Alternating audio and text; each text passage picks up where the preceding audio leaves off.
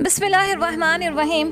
प्यारे दोस्तों, इन दिनों सोशल मीडिया में ये दो खबर बहुत तहलका मचाया है कि सद्दाम हुसैन साहब जिंदा हैं।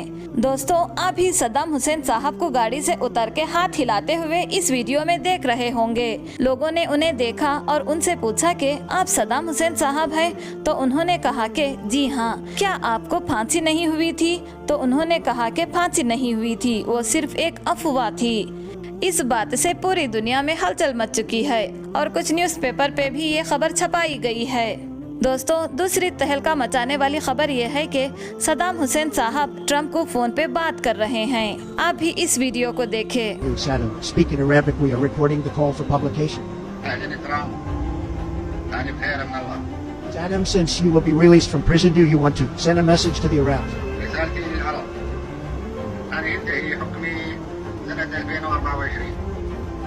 والرسالة الثانية لأهل العراق الشرفاء: أنا راجع للعراق بخير الله، أحاسب كل اللي قدر بينا والعراقيين والعراق العظيم.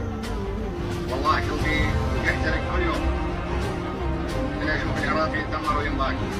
दोस्तों, इस वीडियो में सद्दाम हुसैन साहब की आवाज और उनके लहजा को हूबहू बताया गया है, मगर इस बात की तस्दीक कर रहे हैं। कुछ का मानना है कि ये खबर सच है कि अभी सद्दाम हुसैन साहब जिंदा हैं, और बाज़ लोगों का ख्याल है कि ये झूठ है, किसी खास टेक्नोलॉजी का इस्तेमाल करके बनाया गया है।